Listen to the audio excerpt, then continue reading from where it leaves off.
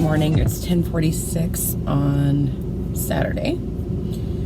And first and foremost, I woke up with a splitting headache this morning, like I would call it a migraine. So I got a late start. I was supposed to get up earlier because I am on my way to a brunch that my friend is having, and I'm supposed to be there already. I texted her to let her know that I was running late because I had a really bad headache, and she said that was fine because she wasn't even dressed at that point. So I think we're good.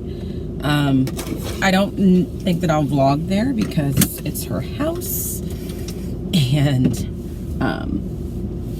it's her private space, so I doubt that I'll turn on the camera.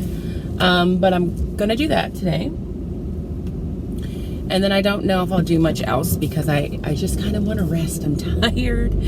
I need to reclaim my teaching mojo, or I need to reread the post that I made a couple weeks ago about how I can't really control what others do and how they move about in their classroom and what they think about school. Like, all I can do is control what I do and how I move about in my classroom and focus on that. And I didn't mention yesterday because I forgot, despite the fact that I was feeling discouraged yesterday, the day before, which was the day that I had a meeting that I just found discouraging in some way, that same day, like, my students said some things to me that just validated what I do, like how I choose to run my classroom in terms of classroom management. So we were having this discussion. We were talking about the article of the week. And the article of the week was really about, making Hispanic Heritage Month more inclusive. And then we ended up having a conversation about just like Heritage Months and why there are all these different ones, but there's not one for men. And that there's not one for white people. That's as blatantly as we put it. And so we had a lot of really good conversation about that. But there was definitely some disagreement in the room. So eventually the conversation about gender led its way to like school dress code and how the dress code is very gender focused. And we have girls at our school, as I'm sure many schools do now, at the middle school and high school level, where technically these girls are breaking dress code, like left and right. There's midriffs everywhere. And I don't dress code kids. Like, if it's not an issue for the student or the students around them, it's just not something that I'm into. Like, I told them I have other things that I need to occupy my mind with besides just like, watching out for kids on dress code. Some will agree with that, some won't. But there are definitely proctors on campus and campus support people where that is what they're supposed to do. And so some of the girls were saying, like, they just don't understand why the dress code has to be the way that it is, that this is just their style. They're not trying to show off their body. Like, this is just what they want to wear. Their parents okay with it. Why can't we be okay with it? And then in the process of that conversation said, at times when they're being dress coded, the things that teachers and adults on campus are saying to them, they don't like it. Like, the way that it's being said, they feel like they're being disrespected or made to feel embarrassed on purpose.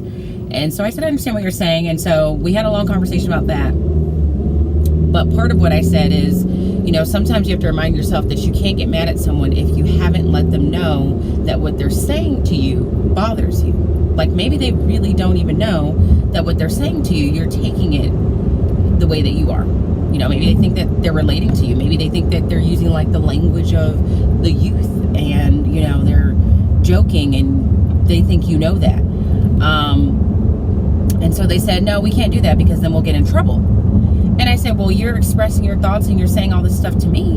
And, you don't seem to have any fear of letting me know that this is what's going on. And I don't remember exactly what they said, but a couple of them said something like, well, that's because we know that you love us, and that's because, you're open-minded, and not every teacher is going to be open-minded. And so that was validating because I said, but I've never said to you guys, I've never uttered the words in class, I love you. So how do you know that it's safe for you to even say that to me? Like, I could get mad just like any other teacher. And one of the students said, we just know, like, we just know that you do. We know that you care, blah, blah, blah, blah, blah. So that made me feel good, because I haven't said, guys, I love you. And so the fact that that's what they feel, like, that I'm supportive of them, that I'm here for them, even though I have, like, clear rules and procedures and things that they can and cannot do in class, that generally speaking, the overall feeling is that I'm doing these things, but I do care. So that was validating, and I have to remember that when I have those moments of frustration where I'm like, you know, we need to do this, or this is what we should try, or this is not working for kids, instead of just getting stuck and being discouraged. So I'm gonna try and focus on that during this long weekend and just kind of keep my head up. So yeah, but that's all I wanted to share. My headache is getting better. I'm looking forward to just socializing at a brunch and having some good food to eat. And then after that, I might stop at the mall, because there's several random makeup, hair products that I need, skin products that I need. And a couple of them are at the mall. And I should take advantage of the fact that I look presentable enough to go to the mall and do that today. So that's all I have to report for right now. I'll talk to you guys later. It is now about 7:30 in the evening. I have been home for a while. I went to the brunch. It was really nice. I met a lot of people I'd never met before, because these were all friends of my friend. A couple people I'm going to go hiking with them next Sunday, so that was nice. The food was good. We had grits, biscuits, potatoes, fruit, a whole bunch of things. And so we just ate and talked for a long time, and then I came home because Riley had been home by himself for a while, and then I just took a nap and watched some TV. I watched an episode of Dateline that I started watching last night, and then I just got off the phone with my sister. She ordered some stuff from Amazon and accidentally had them shipped here, so I had to do a little try on with her so she would know if she needed to replace them. So now I'm going to pick up something to go with my leftovers. It's a Green Chef meal, but it's a very light meal, so I'm gonna run to the store in just a second in this bonnet, because my hair needs to be washed, and it's doing some things in there, and I don't want it out. And then I'm gonna come home, eat, and maybe work on a little bit of grading until I don't feel like it. But I'm just gonna end the vlog here tonight. I don't know if I'm gonna edit this as just one separate day or combine it with, like, maybe Sunday and Monday, because that did help to kind of just edit them together. But nevertheless, this is the end of me on Saturday, so I will talk to you soon. If it is going to be just for today, I hope that you're well, and if you're not well, please be well, and I'll see you soon, maybe tomorrow.